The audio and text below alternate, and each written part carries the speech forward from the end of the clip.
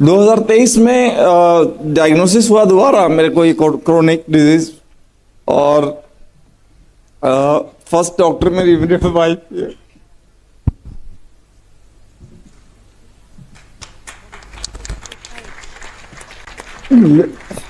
लेकिन ठीक है, थोड़ा सा अपने आप को कंट्रोल करना पड़ेगा। 2023 में 23 तक मैं बिल्कुल फिट था, कुछ नहीं हुआ। और अचानक खांसी हुआ।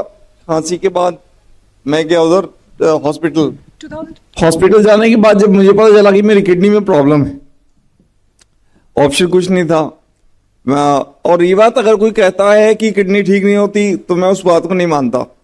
2005 में 4th stage kidney disease diagnose हुआ था और 2005 से 2023 तक मैं बिना एक मेडिसिन के, एक भी मेडिसिन नहीं खाया मैंने, न सर्दी की, न खांसी की, बुखार की। न मैं किसी डॉक्टर के पास जाता था, न मैं किसी से इलाज कराता था। अगर सर्दी खांसी बुखार होता था तो होम्योपैथी दवाई खा के अपने आप को ठीक करता था। मेरे फादर होम्योपैथी डॉक्टर थे और वहां से मैंने 18 साल अपनी जिंदगी के ऐसे चलाए हैं। और उन्होंने न मैंने कोई रिपोर्ट कराई, न मैंने कोई टेस्ट कराया, कुछ नहीं, बिल्कुल हेल्दी था, कुछ भी नहीं हो रहा था। मैं इवेंट में काम करता हूँ, I travel across the world, पूरी दुनिया ट्रैवल की है मैंने इसी स्थिति में। और लोग कहते हैं कि नहीं होता, मैं सामने खड़ा हूं। जो ये कहता है कि अगर एक बार प्रॉब्लम हो गई ठीक नहीं हो सकता, मैं सामने खड़ा हूं। मैं सर को कब से फॉलो करता हूं। मेरी वाइफ, जब हम 2023 में दोबारा डायग्नोस हुआ तो हम सर से नहीं मिले, मनीष सर को हम फॉलो करते थे, विश्वरूप सर को फॉलो करते थे। हमें कुछ नहीं पता था क्या करना है।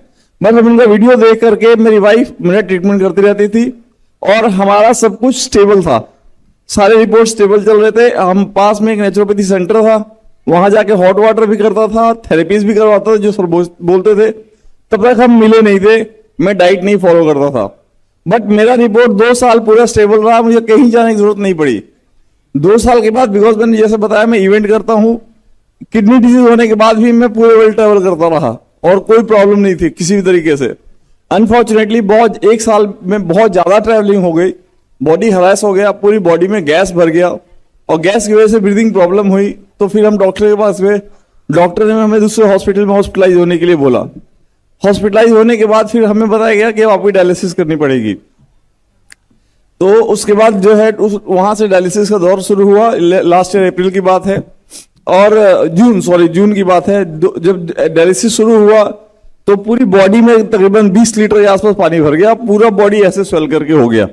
उसके पहले मेरे बॉडी के अंदर एक भी सिम्टम नहीं था। जब से मेडिसिन शुरू हुई थी बीपी की, उसके बाद स्वेलिंग वगैरह शुरू हुआ था। जब तक मेडिसिन नहीं लेता था कोई स्वेलिंग नहीं था मेरी बॉडी के अंदर। उसके बाद स्वेलिंग शुरू हुई, स्वेलिंग शुरू होने के बाद फिर बीपी अंडर कंट्रोल होना शुरू हो गया। जब इन्होंने देखा कि डायलिसिस करना पड़ेगा तो I would not take the names, but उस हॉस्पिटल ने मेरी 8 डायलिसिस करी। 8 डायलिसिस करने के बाद जब नहीं हुआ और मैं 15 लाख रुपए खर्च हो गए, हमने बोला अब हमारे पास पैसे नहीं है, इंश्योरेंस का पैसा खत्म हो गया, तो फिर हम एम्स जाएंगे। हम एम्स गए, टचवुड उन्होंने अच्छी ट्रीटमेंट करी, डायलिसिस नहीं किया, दवाई से ही सब कुछ ठीक हो गया, बॉडी कंट्रोल हो गया। फिर हम बाटर ढूंढते थे, हमें कहीं मिल नहीं रहा था, तो फिर हम विश्वरूप सर के घर इनके उस पे गए, फरीदाबाद वाले सेंटर पे बाटर लेने गए थे। किस्मत हमारी देखिए, सर वहीं रिसेप्शन पे खड़े मिल गए हमारे को। और हम पिछले 2 साल से मिलने की कोशिश करते, मिल नहीं पा रहे थे। वहीं सर खड़े हुए रिसेप्शन पे मिले, हमने सर से बात की। सर हमें मतलब ही सो हम्बल, सो जेंटल कि हमें ले आके अपने कॉन्फ्रेंस रूम में बताया, सारी चीजें बताई। और ट्रस्ट मी, तब से मैं रोज घर पे हॉट वाटर इमर्शन कर रहा हूँ, लोअर लेग इमर्शन कर रहा हूँ, डीआईपी डाइट फॉलो कर रहा हूँ। दिसंबर से लेके अभी तक पहला रिपोर्ट जो था 47% जीएफआर आ गया था मेरा, फिर दोबारा डाउन हुआ और अब पिछले 3 महीने से बिल्कुल स्टेबल है सारा रिपोर्ट, कोई फ्लक्चुएशन नहीं है और हम चीजों को अच्छे से फॉलो कर रहे हैं और सारे सिम्टम जिले के मैं सामने खड़ा हूं। बीपी मेरा जो 170 180 से नीचे नहीं आता था, 240 तक जाता था, आज 130/60, 140/72 73 ऐसे रहता है। तो I am really thankful to my wife. Sir sorry, मैं पहले वाइफ को बोलूंगा बिकॉज इनिशियल के 2 साल में इसने ही ट्रीटमेंट करी मेरी, घर होम ट्रीटमेंट। और अभी भी सर के गाइडेंस में और मैडम के गाइडेंस में हम लोग घर पे काम ट्रीटमेंट कर रहे हैं। वी डोंट गो एनीवेयर, मतलब आप लोगों की वजह से बहुत सारी चीजें, और जितने लोग ठीक हो रहे हैं, मतलब मैं अपना एग्जांपल बताता हूं, समझने वाली बात है। जैसे एक जख्म लगने के बाद कट के ठीक हो जाता है, वैसे अंदर का सेल है वो भी करके ठीक हो जाता है। बहुत वीडियो देखता हूँ आप लोगों के अगेंस्ट, और उन सबको बोलता हूँ कि जो जिसको मिलना है मेरे से आके मिल ले, मेरे से पूछ ले कि रिपोर्ट क्या होता है और कैसे होता है, मैं बताता हूँ। Thank you sir. जब उस दिन हमारी मुलाकात तो ऐसी ही हुई थी कैजुअली, हाँ रैंडम हो गई थी, और तब मैं देखा कि कितने ज़्यादा परेशान है। मैं आई कुड अंडरस्टैंड, अगर मैं इनकी जगह होता तो मैं भी इतना परेशान होता, जबकि हमें क्लियरली पता है कि ये करने से आसानी से ठीक हो जाएंगे। और जिनको रिपोर्ट देखने का शौक है, रिपोर्ट भी यहाँ सामने है। पहले क्रेटिनिन 3.65 था, अब क्रेटिनिन नॉर्मल हो गया 1.66। पहले ये EGFR 22 था, 47 पे आ गया, डबल के करीब हो गया, हाँ 36। Yes, I would like to say something. First of all, I would like to express my gratitude to Dr. Sir, Biswarup Sir, Manish Acharya Sir, and पूरे इस टीम को।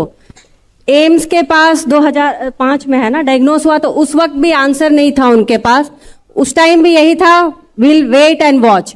और आज भी जब अभी पिछले साल इनको जब मैंने डिस्चार्ज कराया तो भी इनका सेम आंसर है, वेट एंड वॉच। बहुत सारी चीजें कॉम्प्लिकेशंस डेवलप हो गई, हार्ट के सैक में पानी भरना, लंग्स में पानी भर जाना, पूरे बॉडी में पानी भर जाना, ये कहीं ना कहीं मतलब चीजों को याद नहीं रख पा रहे थे, बड़बड़ाना, बोलना, ब्रेथलेसनेस चल रही थी। और मैंने इनको हॉस्पिटल के अंदर आईसीयू के अंदर डॉक्टर कैसे इनको वेंटिलेटर तक पहुंचा दिया, मैंने लाइव देखा हुआ है। इसीलिए डॉक्टर के अंदर एलोपैथिक मतलब देखा जाए तो सिर्फ इट्स एन इमरजेंसी के लिए है और किसी चीज के लिए नहीं है। अगर लाइफस्टाइल डिजीज है, क्रॉनिक डिजीज है, तो हमें अपने लाइफस्टाइल को सुधारने की जरूरत है और कुछ भी करने की जरूरत नहीं है। डाइट ठीक करना है, और सर ने जैसे DIP diet, zero fold therapy और टाइम एज मेडिसिन, बस इनको करके मैंने ये रिजल्ट देखा।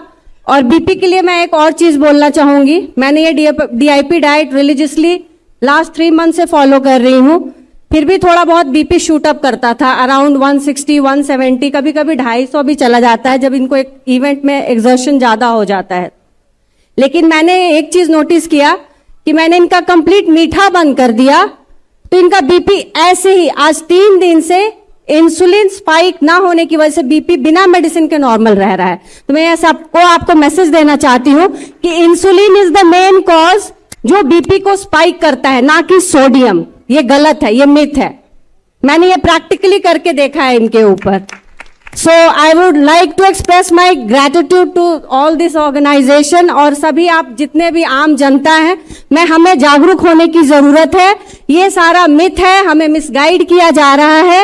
एलोपैथिक सिर्फ जहर है, व्यापार चल रहा है और कुछ भी नहीं। धन्यवाद।